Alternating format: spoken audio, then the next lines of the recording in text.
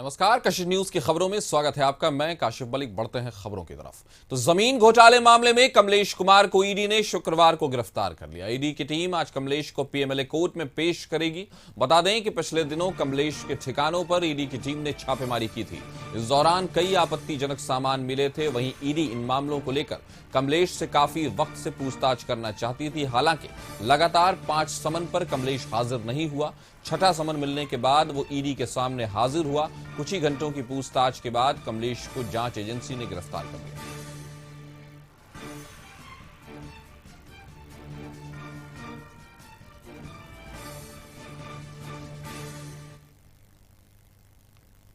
जमीन घोटाले मामले में बड़ी कार्रवाई ईडी ने की है। कमलेश सिंह को ईडी ने कल 6 घंटे के पूछताछ के बाद गिरफ्तार कर ली है। अब उन्हें कोर्ट में पेश किया जाएगा और ईडी रिमांड पर लेगी, ऐसी उम्मीद जताई जा रही है। हालांकि इसी ऑफिस के अंदर कमलेश कुमार को रात भर रखा गया था और इससे पहले ईडी ने 5 समन जारी कर कमलेश सिंह को पूछताछ के लिए ईडी कार्यालय बुलाया था। लेकिन 5वें समन पर कमलेश सिंह ने जानकारी दी थी ईडी को कि उनकी मानसिक स्थिति ठीक नहीं है।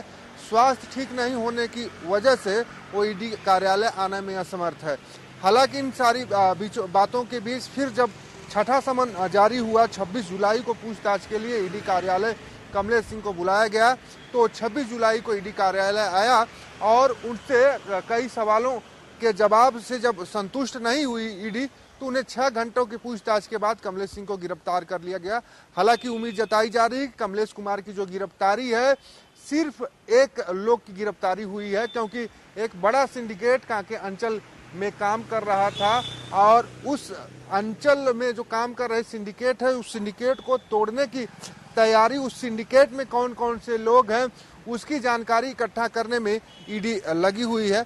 हालांकि इससे पहले जब कांके अंचल के बुकरू और चामा मौजा ईडी की टीम पहुंची थी, ग्रामीणों से बातचीत की और उसके बाद जब कांके अंचल में छापेमारी हुई थी, उस दौरान कई अहम दस्तावेज ईडी के हाथ लगे थे और उस दौरान ईडी ने कांके सीओ और अन्य कर्मचारियों के मोबाइल फोन भी जब्त किए थे। हालांकि कांके सीओ जय कुमार राम और जमीन कारोबारी कमलेश सिंह के बीच बातचीत और लेन देन की बात सामने आई थी। मोबाइलों में साक्ष्य मिले थे और कई ऐसे काम साक्ष्य के तौर पर उस मोबाइल में मिले थे जो करने योग्य नहीं थे। हालांकि पूरा मामला गैर मुजरुआ और आदिवासी जमीन से जुड़ा हुआ है। अब देखना ये होगा कि आज जब ईडी कमलेश सिंह को कोर्ट में पेश करेगी, उस दौरान ईडी की ओर से कितने दिनों तक रिमांड की मांग की जाती है और रिमांड में क्या क्या साक्ष्य ईडी को की तरफ से कोर्ट में प्रस्तुत किए जाते हैं, जिसके आधार पर ईडी रिमांड लेगी। हालांकि सबसे बड़ी बात अभी निकल कर ये सामने आई है कि कमलेश सिंह की गिरफ्तारी के बाद रांची राजधानी में कांके अंचल में जमीन का कारोबार कर रहे लोगों में हड़कंप मची है और सभी लोग अंडरग्राउंड फिलहाल होते दिखाई दे रहे हैं। लेकिन अब देखना यह होगा कि कांके अंचल में जिस तरीके से जमीन की हेराफेरी हुई है, काफी दिनों से हेराफेरी चलती आ रही थी, लेकिन अब कमलेश सिंह की गिरफ्तारी के बाद ईडी जब पूछताछ। तो इस खबर पर हमारे साथ हमारे सहयोगी राहुल जुड़े हुए हैं। राहुल, आखिरकार कमलेश को गिरफ्तार कर लिया गया। 5 समन भेजे गए थे, वो नहीं आया था। छठे समन के बावजूद उसको गिरफ्तार किया गया है। क्या है पूरी बात? देखिए, जिस तरीके से कांके अंचल में जमीन के घोटाले हुए हैं, जमीन के उलटफेर हुए हैं, ईडी ने 700 एकड़ से अधिक जमीन के उलटफेर की बात कही है। हालांकि अब कमलेश की गिरफ्तारी हुई है। कमलेश की गिरफ्तारी के बाद ये उम्मीद जताई जा रही है कि बड़े खुलासे कर सकती है ईडी। जिस तरीके से कमलेश की गिरफ्तारी हुई और 5 समन जारी करने के बाद भी कमलेश ईडी कार्यालय नहीं पहुंच रहा है, जिससे साफ जाहिर हो रहा था कि कमलेश कुमार जो साक्ष्य है उसको मिटाने की कोशिश में जुटा था। लेकिन ईडी ने उन सारे साक्ष्यों को इकट्ठा किया जिससे कि ये पुख्ता हुआ कि कमलेश और अन्य लोग इस जमीन घोटाले मामले में शामिल है। हालांकि कांके सीओ जय कुमार राम पर भी अब गिरफ्तारी की सुई अटकती दिखाई दे रही है।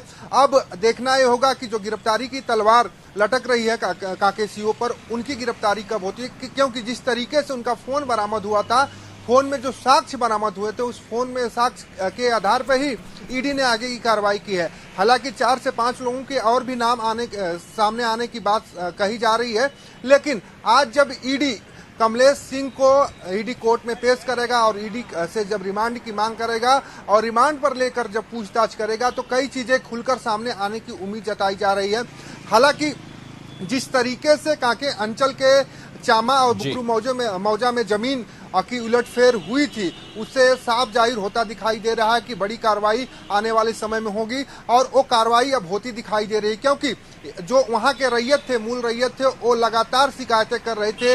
ईडी हो, सीबीआई हो या अन्य जो जांच एजेंसियां उनसे शिकायत कर रहे थे, राज्य सरकार में भी शिकायत कर रहे थे कि उनकी जमीन को जबरन कब्जा किया जा रहा है और उसे फिर रैयत जो है आदिवासी रैयत की जमीन का मूल बदल दिया जा रहा है, उसको जनरल बनाकर बेचा जा रहा है। इन सारी चीजों को लेकर लगातार शिकायतें हो रही थी और अब शिकायतों पर ईडी ने संज्ञान लिया है और देखेंगे जिस तरीके से जून महीने में छापेमारी हुई कांके रोड स्थित कमलेश सिंह के आवास में और उस छापेमारी के दौरान जो पैसे, कागज और कारतूस बरामद हुए, उसके आधार पर ईडी ने और आगे की कार्रवाई बढ़ाई। हालांकि अभी तक की जो अपडेट निकलकर सामने आ रही है कि कमलेश कुमार को 12 बजे के बाद ईडी की विशेष कोर्ट में पेश किया जाएगा। पेशी के बाद ईडी रिमांड की मांग करेगी और रिमांड पर लेकर जब पूछताछ ईडी करेगी तो कई अहम खुलासे होने की उम्मीद जताई जा रही है। जी तो कई अहम खुलासे होने की उम्मीद है। एक बात और बताएं, क्या कमलेश ही वो किंग पिन है यानी मास्टरमाइंड है, या कमलेश सिर्फ इस पूरे जमीन माफिया या जमीन घोटाले का एक मामूली सी कड़ी हो सकती है? क्या है ज्यादा? देखिए, जिस तरीके से कमलेश की अगर हम बात करें, थोड़ी सी उसके पृष्ठभूमि की बात करें तो पेशे से पत्रकार हुआ करता था, लेकिन कुछ राजधानी के कुछ बड़े लोगों से उसकी मुलाकात हुई। मुलाकात के बाद उसने जमीन के कारोबार में अपना पैर पसारा और आप देखेंगे जिस तरीके से जमीन के कारोबार ने उसने अपना साम्राज्य स्थापित किया, इससे साफ जाहिर होता है कि कमलेश कुमार ही नहीं, कमलेश कुमार के अलावा भी कई अन्य लोग हैं जो कमलेश के साथ शामिल है। हालांकि जो जानकारी निकलकर सामने आई कि 6 घंटे के पूछताछ में ईडी के सामने कमलेश कुमार ने साफ कहा है कि उसने सिर्फ और सिर्फ काम किया है, उसका किसी भी जमीन में इन्वॉल्वमेंट नहीं है। अन्य लोग जो काम पैसे लगाते थे, जो लोग पैसे लगाकर जमीन खरीदने का काम करते थे, उसमें वो काम करता था, ना कि उसने किसी जमीन को अपने नाम से खरीदा है। हालांकि साक्ष्य ईडी ने इकट्ठा किया है और साक्ष्यों के आधार पर ईडी जांच कर रही है। अब जांच जो चल रही है, जांच प्रक्रिया में कौन कौन से लोगों और कौन कौन से नाम सामने आएंगे, लेकिन आसिफ एक चीज साफ होता दिखाई दे रहा है कि बड़े नाम इस जमीन घोटाले से जरूर जुड़ेंगे, क्योंकि जमीन घोटाला बहुत बड़ा है। 700 एकड़ जो लैंड है बहुत बड़ा लैंड होता है और ऐसे इतने बड़े लैंड में एक आदमी अगर इस पूरे लैंड पर काम कर रहा है, ये कह पाना थोड़ा मुश्किल है, क्योंकि 700 एकड़ के जो लैंड होता है उसका क्षेत्रफल आप देखेंगे तो बहुत बड़ा क्षेत्रफल होता है। उसको खरीदने के लिए, उसे बेचने के लिए ग्राहकों और पैसे की जरूरत होती है। तो कहीं ना कहीं कमलेश के साथ एक बड़ा सिंडिकेट काम कर रहा था और इस सिंडिकेट का एक हिस्सा है कमलेश कुमार। कह सकते हैं कि एक छोटा सा पहलू अभी सॉल्व कर पाई है ईडी, लेकिन रिमांड पे हमें लगता है जब पूछताछ करेगी ईडी तो कई नामों के आने की संभावना जताई जा रही है। कई ऐसे नाम खुलकर सामने आएंगे जो चौंकाने वाले होंगे, क्योंकि ये पूछताछ और जांच ईडी की अभी यहीं तक सीमित नहीं रहने वाली है। ये जांच की आंच आगे तक जाएगी। जी तो जांच की आंच आगे तक जाएगी। कमलेश सिर्फ एक नाम हो सकता है, एक मोहरा हो सकता है, या एक किंग पिन भी हो सकता है। ये तो ईडी की पूछताछ के बाद ही पता चलेगा। फिलहाल कमलेश कुमार ईडी की हिरासत में। हमारे साथ जुड़ने के लिए राहुल आपका शुक्रिया। खबर पे नजर बनाए रखें।